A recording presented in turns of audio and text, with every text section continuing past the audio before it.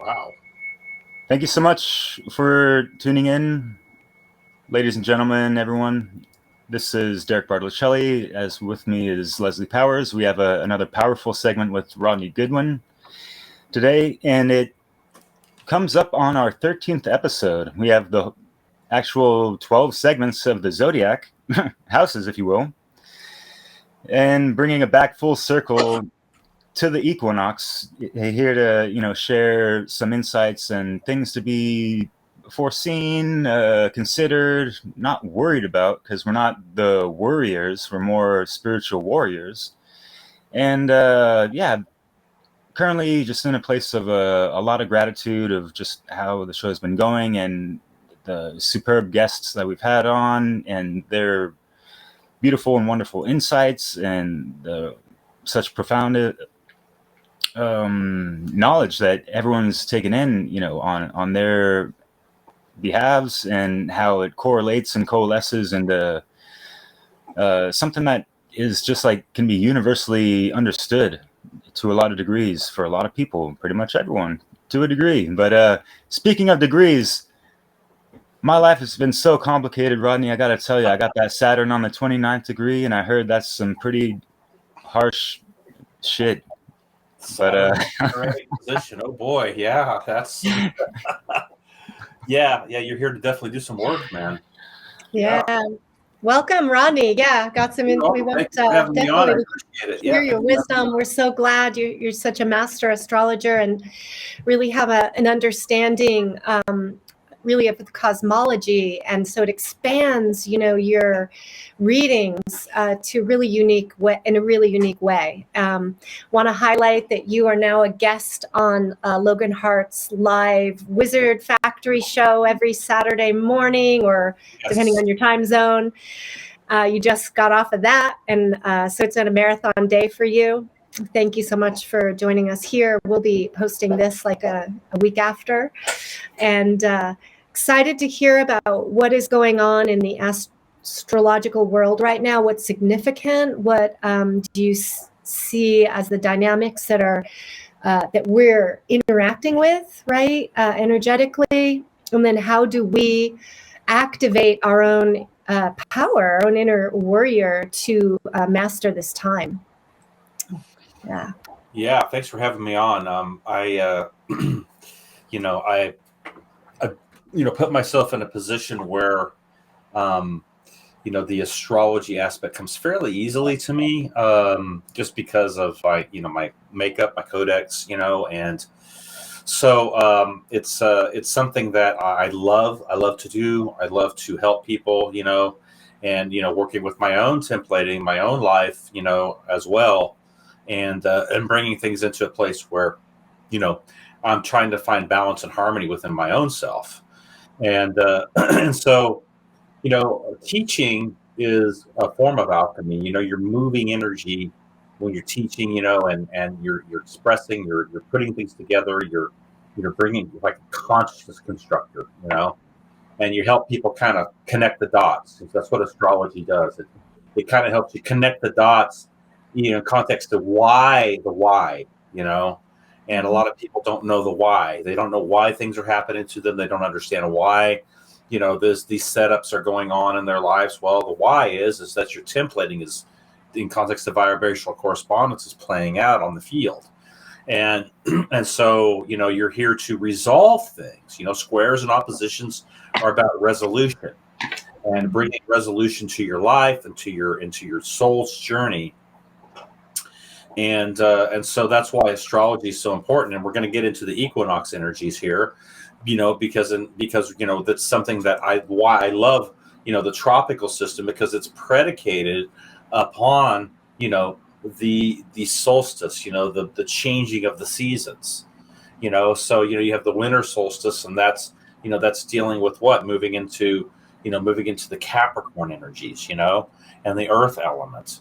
And you're dealing with what we're dealing with now is what we're moving into, getting into the spring aspect.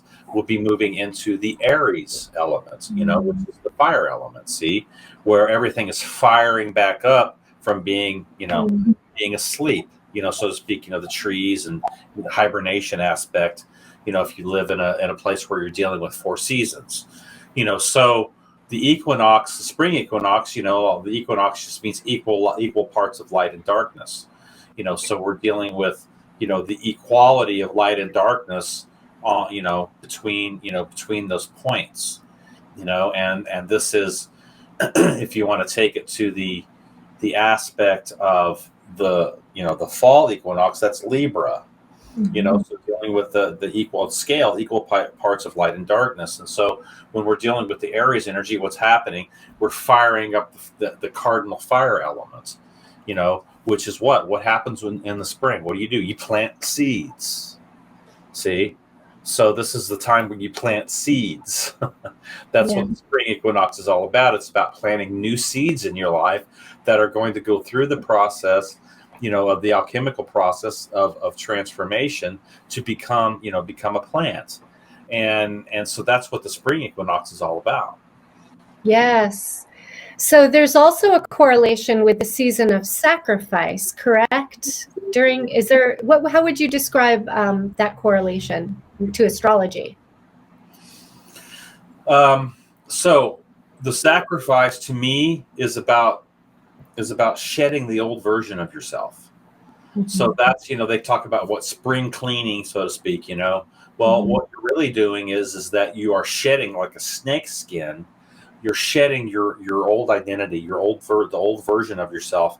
See, the winter months are all about what? Hibernation and reflection, so you're sleeping more, you're pulling back, the winter aspect is a water aspect as well, dealing with your emotional, your emotional body and being able to pull back, recalibrate and refill. So this is what the winter solstice is all about. It's the sun is in the furthest part of the southern hemisphere, and you're getting less sunlight, and so what's happening is that you're resting, you're sleeping, you're revitalizing yourself. So when the spring comes and the equinox comes and you have this sacrifice that you're making, the sacrifice is unto yourself, and that is, now I'm ready to step into planting a new version of myself in context to the seed element, and planting a new version of who I am and springing that forth into manifestation. I love that view on it. It's the real positive aspect, or probably the original intent, I guess, of that pagan sort of seasonal cycle, right? Right. And then so it's being exploited on some level, right, by the dark occultists. And so maybe compare and contrast what may be happening, or what's happening or could happen during this season that could be exploited, what we could watch out for, and then how do we find our own power during it to balance that out. Well, 322 is a number that is used by the dark occultists.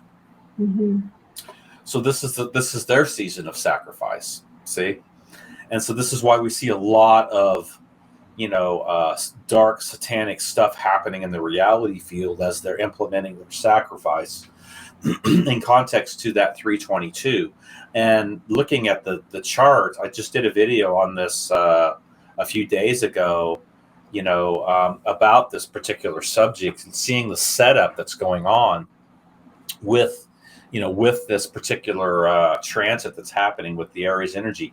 Jupiter has just moved into Aries, and is at it's at its midpoint transit here. So it's at like 16 degrees right now. And then you have Venus, which is just now transiting the Jupiter energies. And if you want to take it to the inversion aspect, Venus is in context, that is the dark feminine Illuminati. That is how they use it to create the distortions and the satanic stuff. So if you want to look at it from that point of view, and then it's all this is transiting the Chiron energy, which is the wound, and the betrayal aspect in context to your deepest wound. and and how they are able to then manipulate the masculine and feminine force against each other.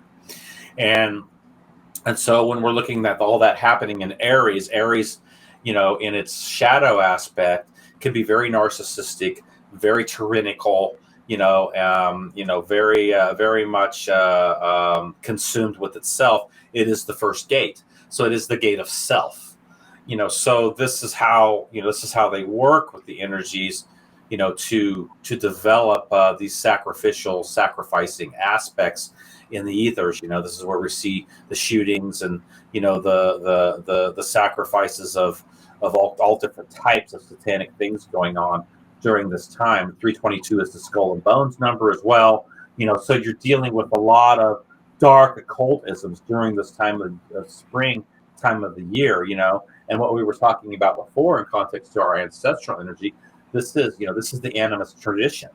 Understanding that we are creating new versions of ourselves and bringing ourselves into a position of becoming more empowered and casting ourselves into a higher aspect of who we truly are, knowing who you are on the journey. And so there's quite a contrast between the evil that's going on with the sacrifice and the actual the way it's supposed to be wielded. Right. So how do we how would you encourage or advise people to view this time of year in a way that's empowering? How can we activate our inner power? What does that mean? You talked a bit about the inner mage. I think you said could you describe that? Well, magic's everywhere, but what we have to realize is that you are the tool. This is the technology. Your body, your etheric body, your mind, your mind, your actual mind, and your brain is just the radar where everything kind of your tree moves through. But your tree, which is your nervous system, is how we are perceiving consciousness, through the five senses realm. And then working with your etheric aspect, which is your intuition, your empathy, and all these type of aspects, your psychic abilities, that type of stuff. This is all integrated within your soul code genetics in context to that and your etheric body. So think of it in terms of how you want to, level yourself up as a magician, as a mage, because there's magic everywhere. I mean, everything is magic. I mean, my God. So you start to realize that you are the ultimate tool. Then that becomes the focus into your internal dialogue and internal reality. And when you're working through, the overlays and the distortions and how everything is, the programming of your life through the alchemical process, and you're going through these things, the equinox becomes important because you start to realize that, out of the darkness shines the light, and without darkness, there can be no light. So you have both that you're integrating, and a lot of people want to look at, compare darkness to the shadow, but that's not really what darkness is. Darkness is Ganundagap. If you want to take it to the mythos, and it's the womb of creation. See, what can you create on the canvas, and what type of tapestry do you want to put together, like somebody who makes a quilt or, something like that. They're putting their ideas into a tapestry, and so your inner working and your inner mage then becomes, the place where you are creating the magic within yourself. See, and then your choices to action and vibrational correspondence in your state of mind, in context to your actions and cause and effect, and then bring that out into reality, into your personal reality and how you surround yourself. It's so important what you put in your house. Living your life by intent is the biggest key. Purpose and intent become the magic that you're wielding to your life's reality field, and then from there, once you've empowered yourself on your own personal level and personal reality field, then you can step up and you can start to work into the collective reality field by doing what we're doing here, putting out segments and working with people and doing readings and that type of stuff. That doesn't come immediately. It takes time to get into that position. I've worked years to do this, but again, it's all about what? Keeping yourself moving, keeping going. Don't let your energy get stagnant. Don't get yourself into the victim savior aspect programming, but realize the indifference when that comes in and clear it out. And that's something that you got to keep constantly doing. It's not a one-time deal. So the path work then becomes very much creating awareness into your life. And so that's the process of becoming a magician itself. Yeah, I really liked what you said, living life by your intention, by intent, right? And is so important, not being a victim of the energies that are just coming our way, right? Of entropy and because there's so much of that, right? And that takes a lot of willpower to not just succumb and give in. Right. So when we're looking at this equinox coming up and you're saying there's some big energies that are coming, I'm thinking that means there's going to be some events going on or pressures, maybe, not even that concretely seen, but energy coming that could make things hard for us. Perceptions of things are hard. Right. So we're going to have to dig really deep and hold ourselves strong, right, against those forces and continue to act with intent towards our purpose. And so, share a little more about that. So coming into Aries season, when you're talking about your will force, that really is your sun or your ego. Mm-hmm. So it's how you build your kingdom. And the sun is in Pisces right now. So what's happening right now is that the will force is more towards the 12th gate, which is what all about developing your will force and your ego into a place of balancing with your intuition. And so the 12th gate is all about your psychic abilities, your intuition, your shamanic abilities as well, and bringing those online with your will force, so and then allowing that then to come into manifestation. The Aries energy is all about leadership, and self. So it's coming in when the sun, really what's going to happen this year is we're going to have both the sun and the moon moving into the Aries gate at 0 degrees with the new moon at the same time. So the new moon is going to be at 0 degrees with sun. And what a new moon is basically in conjunction with the sun. So that's a new moon. So the sun is not casting any light upon the moon at all. What's happening is it's in conjunction with the moon. Sun and moon are in conjunction. So that's why we call it a new moon. And a new moon represents a new beginning. It represents something new that you're getting ready to seed into the reality field and to the aspect that it's coming during the equinox, is really, really, significant, because this gives us a chance as mages and on the light side and positive side to really bring some heavy intent, in context to, what we're wanting, our goals, what we're wanting to see in our personal lives, and then what we're wanting to wield out to the collective as well, in context to that, and then bringing it together and setting that in motion and intent, in ritual during this period of time. I've got a gathering coming here. I've got a few people, mages, coming that weekend before, and we're going to have a small little gathering, 6-7 people, mages coming together, and we're going to be working, with each other. I've got some things that I'm going to help, teach on. I'm going to teach on runic, the runic, kind of like what would we call, for lack of a better word, how to use the runes as a Merkaba field, and how we're going to use that to create the work with the spindle energy of our energy force, how the runes work with that. And I've got other people coming to teach tarot. I've got another guy coming to teach martial arts for that weekend. And so we're going to work with each other, and then we're going to do some grid work as well for that weekend. And it's going to be, it's going to be a great time. But this is all about the, setting that intent, because what else is in Aries right now? Jupiter and Venus and Chiron.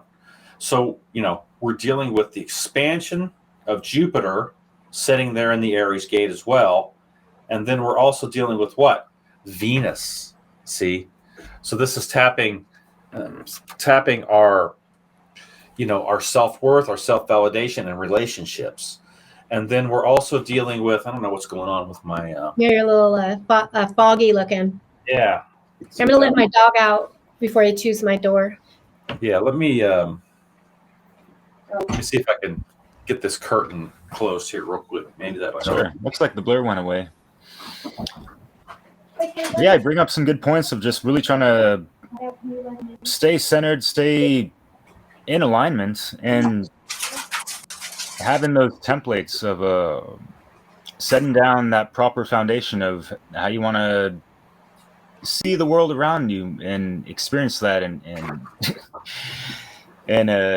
interact with other people, I think, Right. Exactly. So, and I really, your story was really incredible, and I'm just really glad you're okay with the whole truck incident and all that. Oh yeah, that was a strange deal, man. And this is the family was really type of warfare we're under. Sometimes we don't realize how much warfare we're actually under, but how do you manage it? And that was that video. I'm talking about how to manage the warfare. How are we actually going to deal with it? And this is this season that we're coming into, this Aries season. It is all about stepping into your leadership position. Being a leader, coming into that space where, you are, first of all, leading your own life. See, that's a big deal, because if you can't lead your own life, how are you going to lead anybody else? So that's what the season's all about. And by doing that, you're shedding that lack of self-worth. You're shedding that lack of confidence, that lack of self-validation. You're shedding, those shadow aspects, and creating this new version of yourself through the process. What tips do you have for people to shed? Like how do you advise people to shed old energies? You talked about some ritual, that you engage in, or maybe some mental tips. Like, what does that mean in concrete terms for people? Yeah, great question. Well,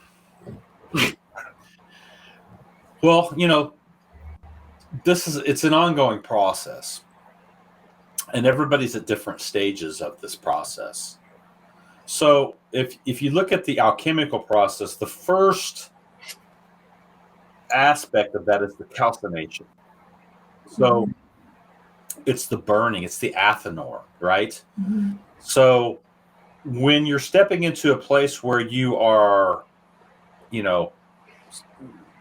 willing to put yourself in the hot seat, you're not blame shifting, you're not pointing the fingers, you're not being a victim to whatever. You're taking accountability for yourself. That's the first step of creating a new version of you. See? And that's at all the levels. I mean, you're going to be repeating that alchemical process.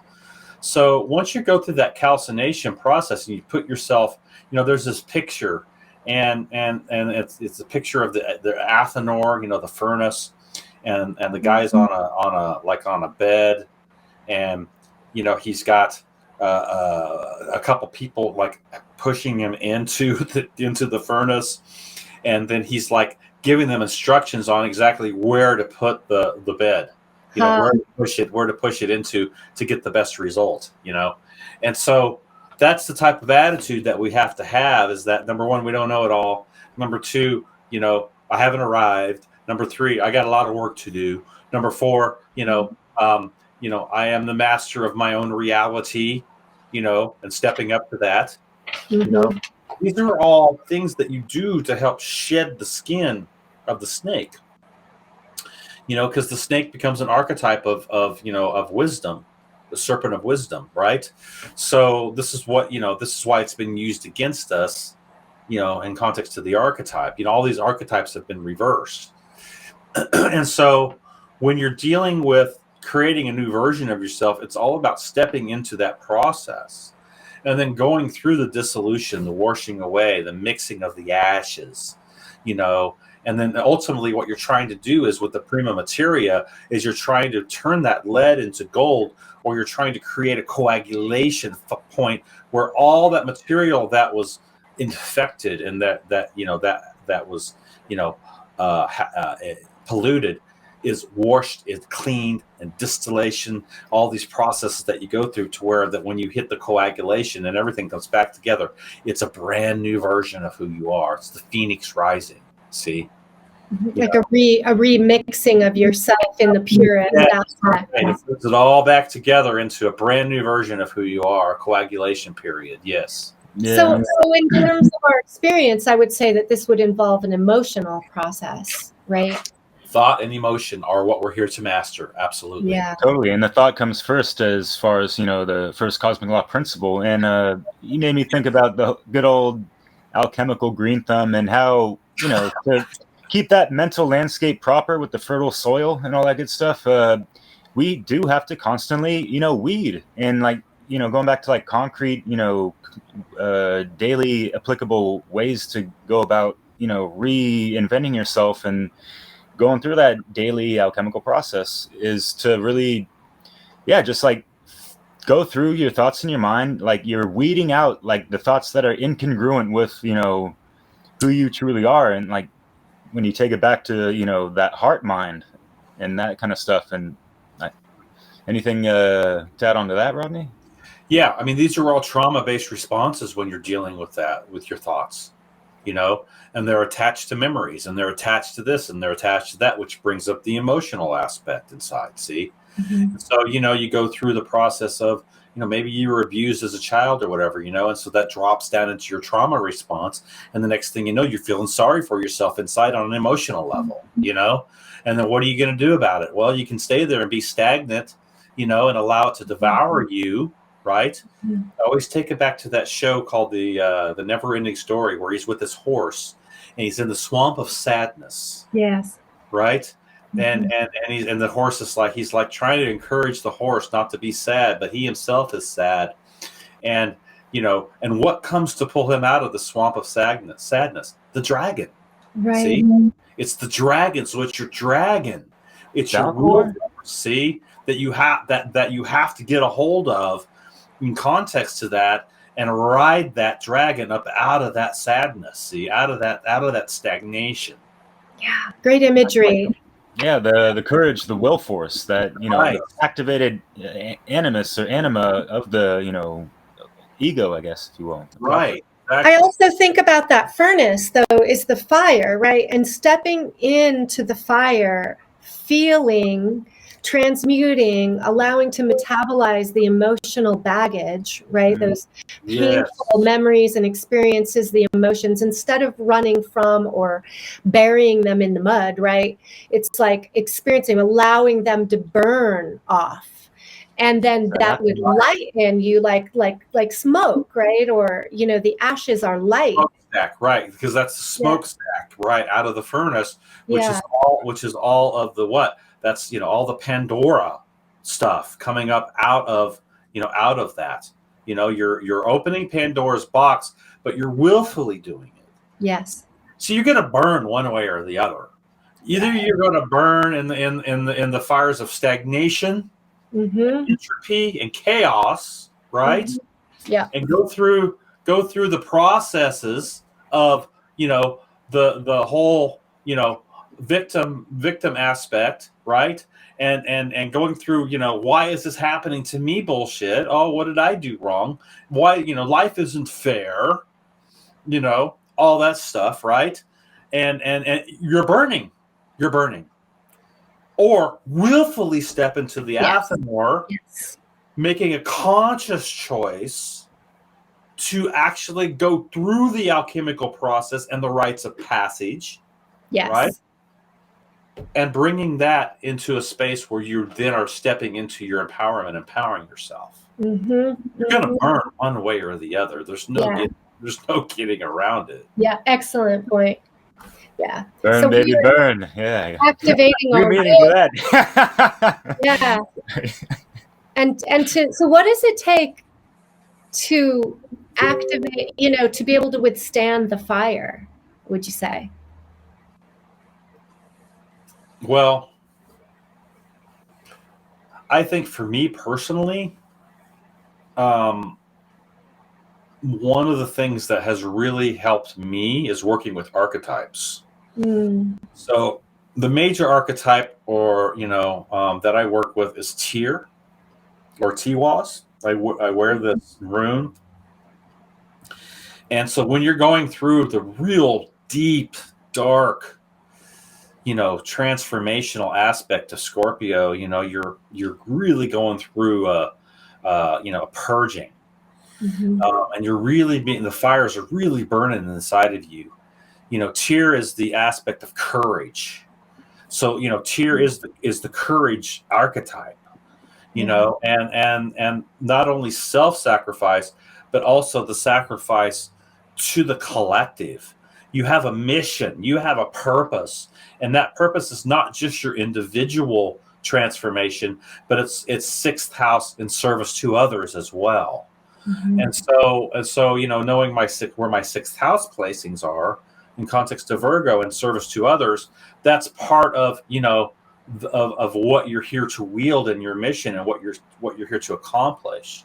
And so you've got both things going on. And so if you can tap into that courage and that strength of an archetype like Tyr, who basically worked with Fenrir, he raised Fenrir, and the reason why Fenrir became so fearful is because the gods feared Fenrir, because they couldn't control that fear, so they had to find a way to try to bind Fenrir. Well, Tyr stepped in and sacrificed that. See, he sacrificed his arm. He sacrificed himself to that aspect.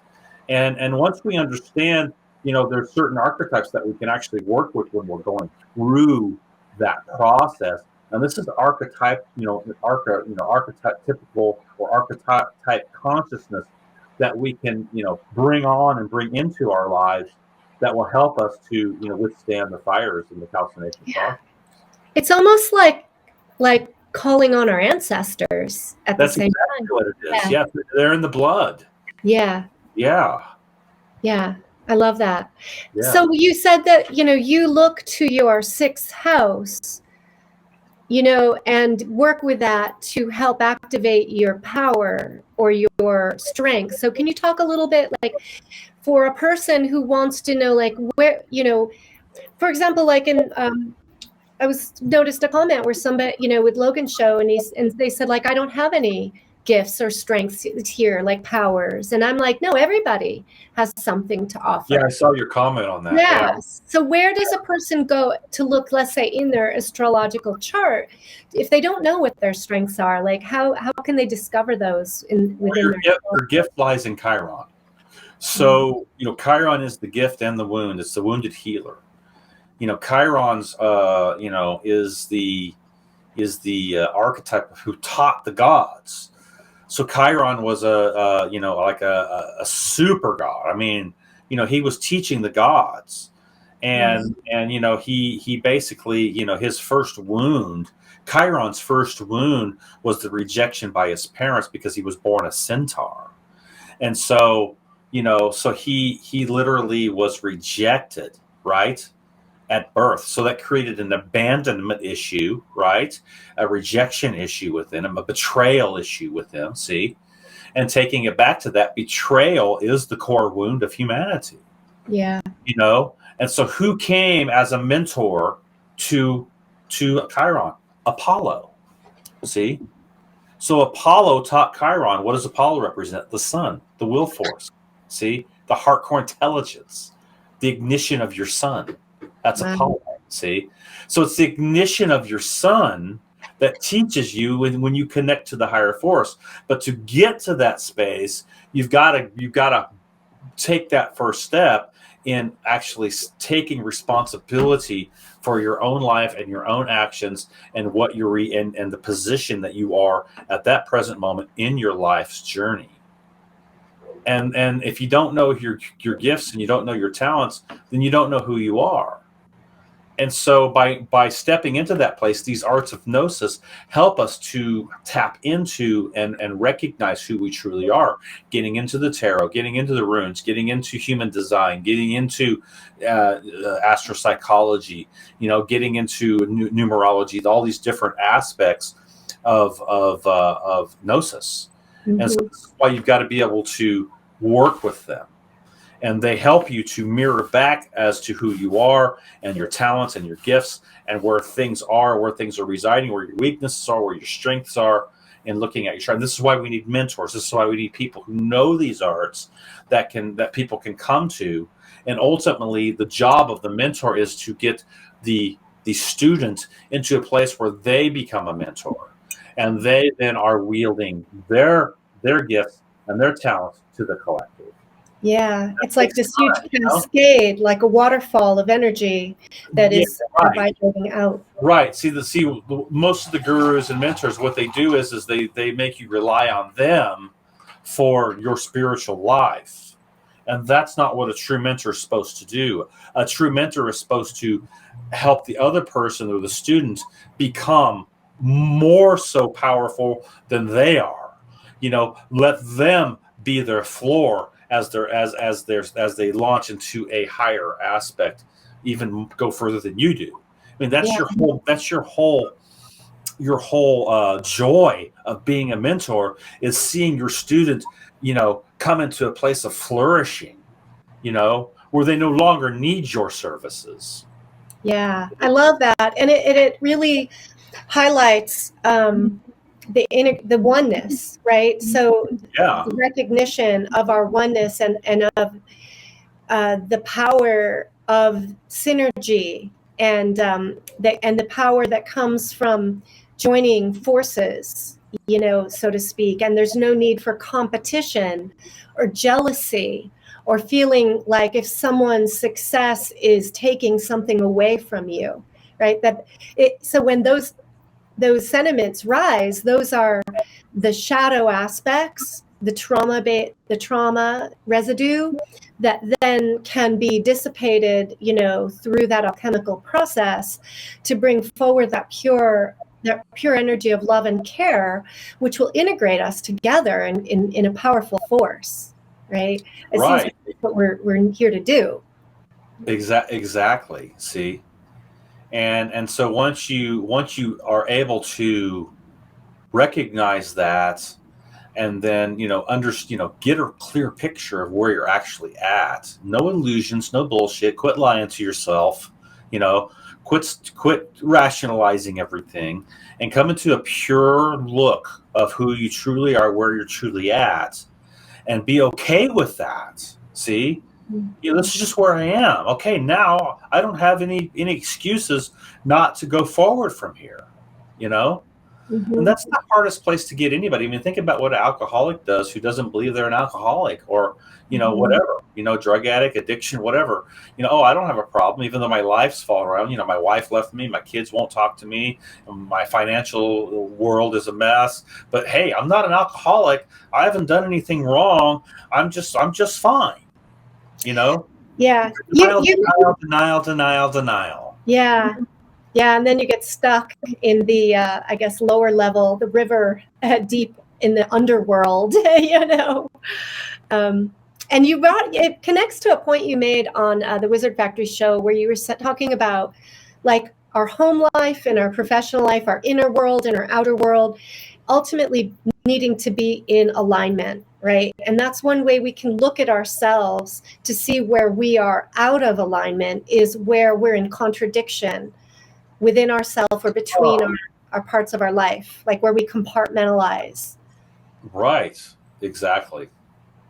And how would that relate to your field here of astrology and these esoteric arts? Well, if your life isn't synchronized, how are you going to ever manifest anything? If you're double-minded, you'll manifest contradiction, right? Inconsistency. Yeah, you're going to manifest chaos. You're going to manifest, distortion. You're going to manifest problems. If your life isn't synchronized. So synchronizing your life is all about, bringing your, what's happening in your internal life, and then creating a space in your private life that is sacred, and then being able then to take that sacredness and that beauty and that place of your sanctuary, and bringing it into your public life. See, and then you're synchronizing. It starts with your private life, because look, when you start this path work, ultimately you really don't know much. So you have to attain knowledge, and that's how attaining knowledge is reading books and studying and researching and having mentors and doing all this, right? And that takes time. And so so you're working with your own private personal path work, which is always ongoing all the time. That's fourth house. That's Cancer. That's your initiatory aspect. That's the first house of initiation, context to the moon. And if you want to take it to that aspect, that's the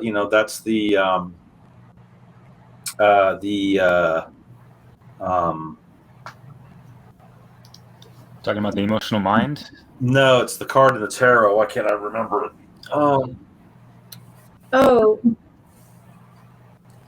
The moon. It's What's not the picture? It's not the magician card. It's the next one. The high priestess. High priestess. Sorry.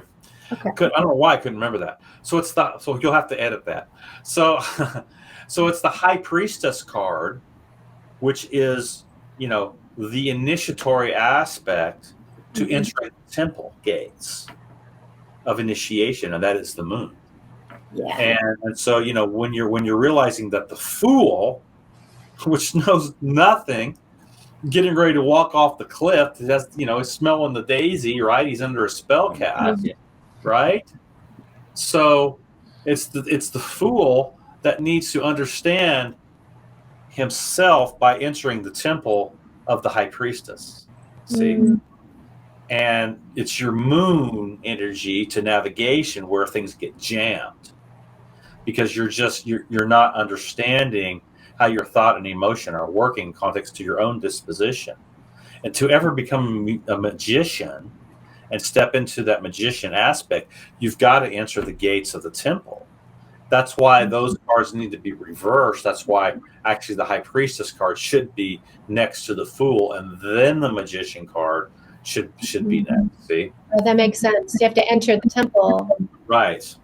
Yeah, and we mentioned this last segment, I believe, but it just needs to be mentioned over and over and over again, because so many people are operating on, and it's like we're stumbling out of the gate almost, or we're not entering it properly if we're going in through a different archetype that hasn't been fully introduced, or it's out of place, and obviously it's like that zero is missing as well, type of thing, So yeah. Right. Yeah. Exactly. And that is the process that we go through, and there's so many arts of gnosis and so many things out there that we could tap into that really are going to be a mirror, a reflection back to us of how we're actually, who we actually are, and how we're actually wielding magic, because if you're not wielding your own magic to your own, being in control of your own energy system and will force, someone or something else is.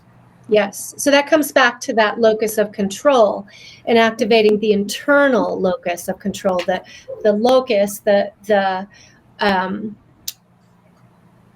when you're in the circle of the magician, there's the fulcrum, right? Which is sort of the center point that you're using to guide yourself, right?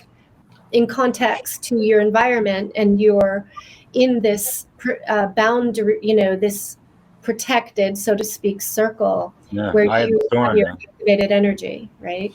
It's called the cone of power. Cone of power. Which is the vortex, you know? Mm. And so and this is, you know, if you getting into the runes, it's, if you really want to talk about it, it's dagos. You know, you take dagos, right? So it looks like an hourglass, but if you flip it this way, you know, it becomes an hourglass. If it's this way, you know, you're dealing with, you know, this position, and if you flip it, it becomes this position like an hourglass. So if you got both going on and you pull a circle, it's the circle or the cross of the shaman. Oh, that's so cool. Dagos becomes the shaman or the light, right? And so what you're doing is that you're creating, you know, it's the spindle or the energy force as you're rotating with each other. See, and that's how you're controlling time, because Dagos then becomes the hourglass of time as it's connected. Wow, so cool. Yeah, and then in between, when you connect the triangles, right? So you bring like you know, because a lot of what they use is the 6-pointed star, right?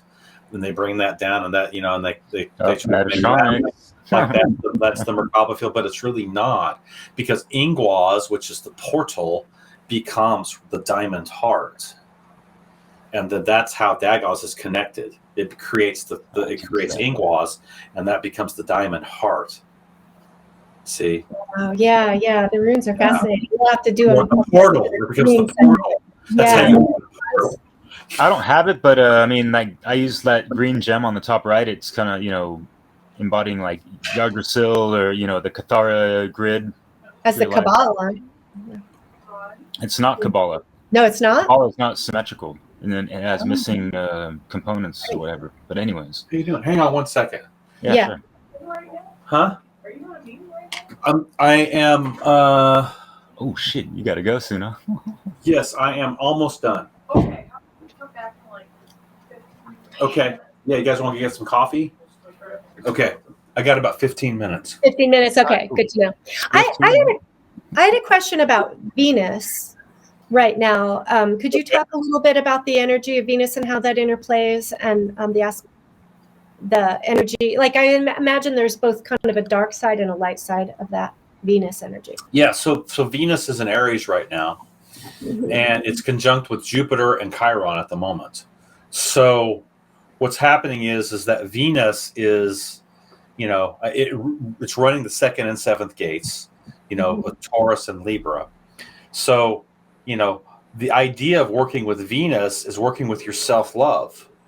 You know, it is a feminine energy, but, you know, in context to that, but, you know, as men, you know, one of the things that we have to understand is that, you know, we also have to learn how to love ourselves and how to self-validate. And so that is that 2nd gate of Taurus. And when you're dealing with the Libra energies, that's taking it to relationships. Okay.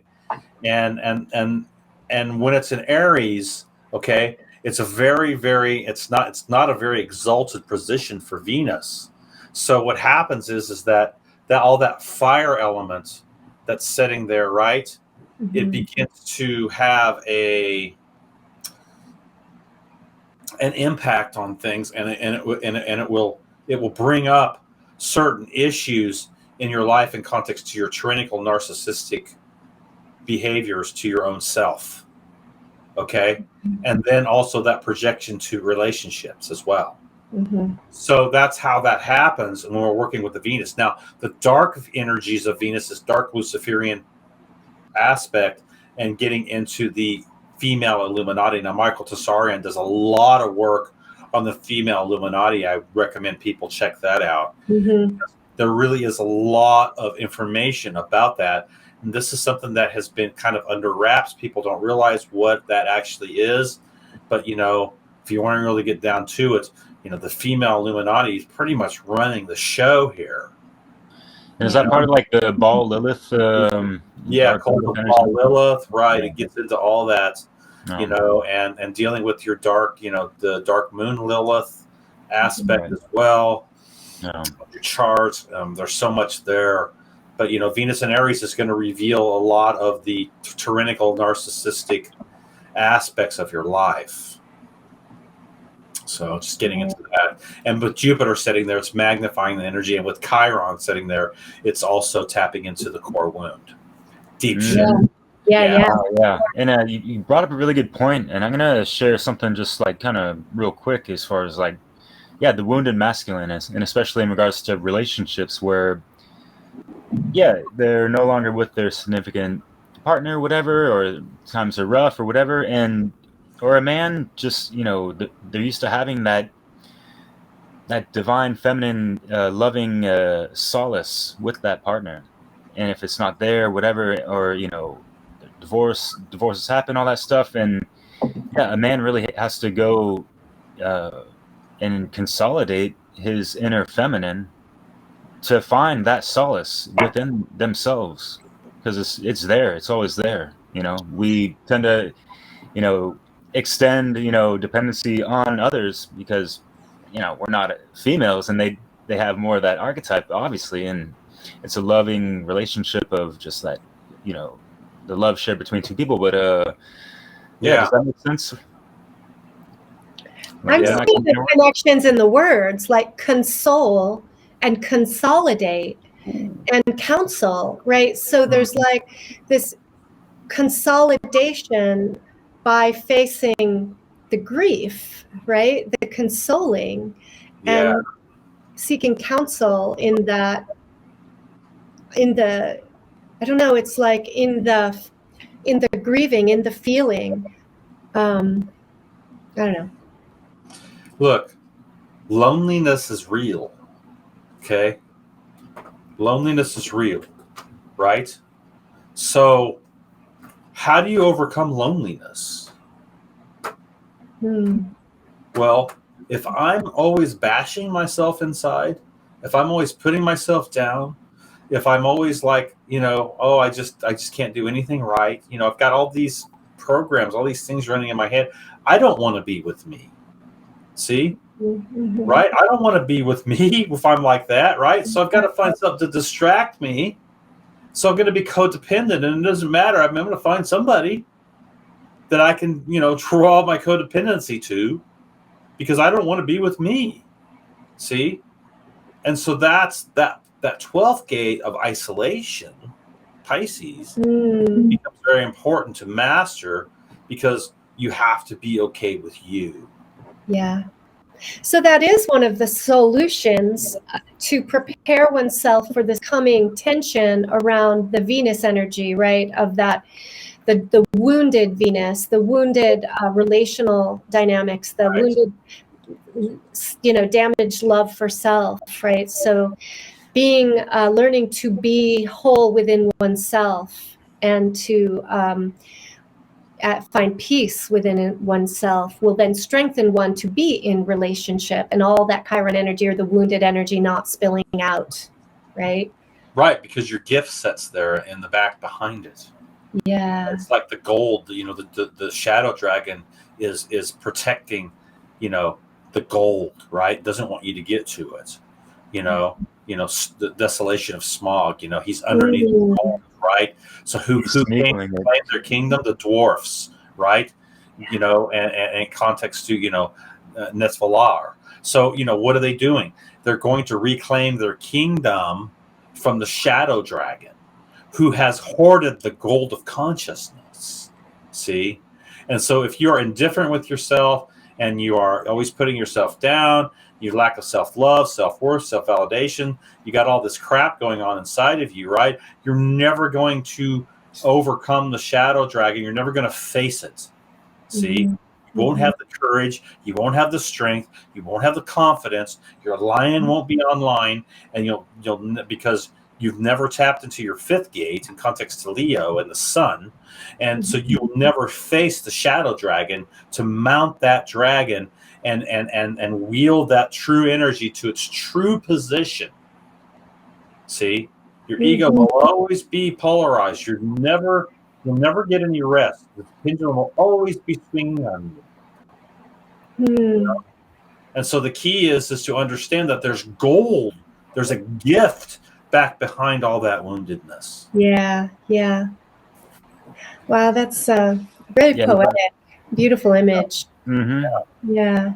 Yeah, it really goes back to having that courage to face your fears, face yourself, and face the fire, because you're going to be burnt regardless, right? So exactly.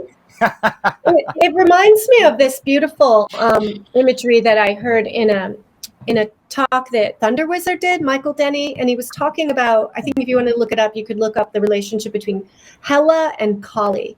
And he was talking about those two kind of goddess archetypes and how they're similar. But what he said about Hela was really beautiful. So if you look at the image, it's a Norse goddess, and half of her face is like skeletal. It's like down to the bone, and the other half is, with flesh and beauty, right? But it's so you have to face Hela by going into your darkest places, up to the very edge of your own destruction, and he talked about her as standing there as your mirror, the mirror of your deepest wounds and your pain, and that she is both exposing that to you and reflecting it to you, but also like holding you lovingly there. Right. And so it's a beautiful image of like, for me, that shadow work process of like stepping inward to your inner mirror and looking at yourself exposed down to your bones, and know though that you are being held in the arms of a loving mother at the same time. Right. Yeah. Yeah. Looking at the Star Wars aspect and Anakin, how he turned into Darth Vader, what happened to him? He basically ended up coming into an actual confrontation with his own mentor. Right. At that point, because he still had all of these things that he hadn't worked through yet, and so he actually came into the position of being at heads with Obi-Wan, and so what happened, literally he stepped into a position where he basically was sacrificed, because he had went in, he had basically just taken out all the younglings. He became Darth Vader because he didn't actually face the mirror within himself, with all that power, all that force energy within him. He didn't know how to control his own thought and emotion. So that's what made him to become a Sith. The Darth Vader aspect. Yes. Driven by fear. Yeah. That's so an interesting energy, real quick, just to that archetype of a student wanting to take over the mentor. Right. That's what I'm talking about. Yeah. Yeah, man, that's crazy shit. Yeah, so that's kind of what happens, if you're doing this path work, but you're still not dealing with your Aries energy. How does this all relate to Odin and the sacrifice unto yourself? Is that somehow connected here? Well, the Odin path is all about, bringing yourself into a position where, wisdom is, the wisdom is what you're wanting to, is why you're sacrificing yourself unto yourself, is to attain to the high level of wisdom, which is what Odin represents, the hanged man. On the tree of life. Yeah, right? so the hanged man is all about, sacrificing yourself unto yourself and realizing what type of reversals that you're actually on and what you're actually dealing with that. Because what are you dealing with? You're dealing then with the death card. So the death card is the 13. So you're dealing with the 13 in context to that, and if you take it to the astrological aspect, that's Ophiuchus. So Ophiuchus then becomes the 13th gate. See? Yeah. Damn. Whoa. I don't know. I have this image too of like transposing the Odin on the tree onto the astrological wheel, right? Right. And the gates, the different worlds that he travels to, or gets knowledge from is sort of related to all the gates, the astrological gates. Well, I think the Hangman card is the 12th card, right? Might be. I don't know. Let me just look it up real quick. I'm pretty sure. I should know that. That should be 100%. You're right. 100%. But is it a 12th card? Yep. So that's actually the 13. You want to really look at zero. If you take Fool to the 0. Exactly. And today's the 13th of right. What day? March. No, it's the 13th episode, actually. Oh, it's the 13th episode. That's right. I got that wrong before that. So look at it like that. I mean, you're dealing with the Hanged Man. What are you dealing with? You're dealing with the 13 aspect. See? Yeah. So then if you take it to the actual 13 card, I think is the death card. So this is what we're dealing with, death and rebirth in context of that. And this is why Chiron relates directly to Ophiuchus, because Chiron is the archetype of medicine and healing. And Ophiuchus is representative of a Clepas. A Clepas holds the staff with the serpent running up it. Wow. That's the archetype of Ophiuchus, is a Clepas. Oh, wow. And here we are, going from death to rebirth, from winter to spring with the equinox and the spring, the new moon, right? Lots of energy of sort of coming to a close to then, shed and be reborn into even stronger, whole. Right, because that's what the equinox is. It's all about what? Rebirthing something. Yeah. That has died in the winter, that has, you've went through the process. And now you're wanting to spring forth and rebirth a new version of yourself. Plant the new seed, of Aries, which, Aries represents the seed and the power of breaking that shell open. Yeah, and I love just, that being the first house and being a fire element. And it's just like you're getting that spark going on. Right, that's exactly what the initiation. So once again, my friends. Absolutely right. There we go again. So maybe to close up, let's talk a little bit about how can people maximize the energy of this important, transition and kind of a portal, right? To, what's the mindset to have? Maybe what are some examples of actions or rituals, or consciousness to have during that very specific time of the equinox? There's a lot of different things that people can do. Equinox rituals are very, very powerful. When you're stepping into your ancestral energy and being able to understand your lineage. Where did you come from? Where is your lineage connected into? Where is it? Where does that line run to? And so depending on where it runs to, you can work with, go ahead and dive into some research, find out, and then you can really predicate your ritual or your study upon that energy. That's what the equinox is all about. Yeah. And then setting certain things in when you're doing that that are going to create that acting out of that mythos. Right. And how can we, I know some people are very cautious about engaging in kind of ritual or ceremony because they don't want to feed some dark agenda or dark energy. Do you have any thoughts about that discernment? Is it best to sort of create your own rather than join into an existing thing? Do you have any thoughts on that? Well, it just depends on relationship. Mm-hmm. I'm not going to put myself in a position where I don't know people and they want to some ritual stuff and I don't know what agendas they've got or engaging the energy or whatever. I would do that, but I align myself with people that are that I know their intent. I within my goal, and where we're in communion and we're in agreement. Yeah. And so with that energy, then you can definitely level it, begin to work with people. which is kind of what we're going to do here. You know, I've got some people coming, and we're going to. That's kind of how we're going to do things. You know, as far as these mass meditations and all that stuff like that. You know, I don't necessarily anything like that. Yeah.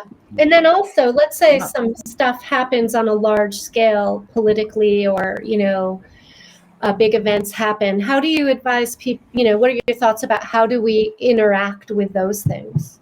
Well, look, right now what's happening, because Jupiter Aries and all this Aries energy going on right now, the war drums are trying right now.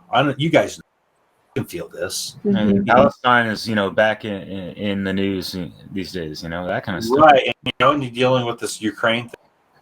Got all of a sudden they care about that. Interesting, and that just keeps dragging on and on and on and on. And we're as a country, we're having a proxy war, going on with Ukraine. That's usually, again, and so and China wanting to reclaim. You've got all these things going on, right? The war drums are trying to be right now. So as mages, our responsibility to step up into a place where we're bringing, the opposite energy, to this. We're putting this into the universe. That's our responsibility for us who know the difference. We can't just let them do whatever the fuck they want. We got to take, like I said in my video, I'm tired of them bringing it to my front door. It's time to bring it their front. Fuck that. Empower ourselves to this position now. This is just, whatever will happen.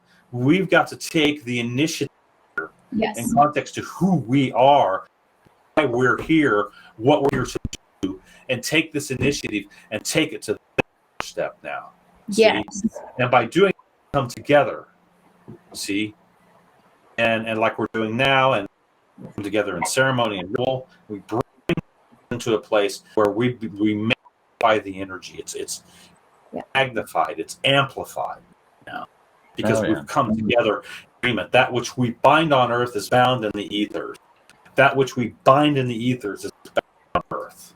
Yes, with consciousness on earth is released into the ethers. It's released into the ethers, released upon the earth as above, so below, as without. With full consciousness and true with full consciousness and intent and focus. Yes. Yeah, and that's going to be more magnetized. The more we focus and keep it rolling, and the more people that are on that level and frequency, it's going to be, more than just magical, I think. Yeah, excellent way to bring it home here today. Thank you, Rodney. It's awesome. It's been great for having me. Yeah, no, thank you for your dedication to the work and being available today. And you have some real gifts to offer and wisdom, and love having you here. Thank you. Check out our services. Your website again is Blue Pearl. www.heartcoreproductions.com. Sorry. You can get a hold of me at heartcoreproductions9@gmail.com. I have a Facebook, Hardcore Productions, or you can get a hold of me, Rodney, on Facebook on Messenger as well. Yeah. I'm looking forward to getting a reading from you, Rodney. I'm really excited. Yeah, anytime, hit me up. We'll definitely get into it. All right, great. It's been wonderful. Love everybody. On to my next. On to your next gig. Yeah, rocket. And this has been Dissolving the Divide with 3 Libra ascendings. It's been a pleasure. Ascendants, crazy. Yeah, so good. Enjoy the rest of your day. Thank you, everyone, for listening. This is Dissolving the Divide, episode 13. Season's greetings. Much love, everybody. All right, bye.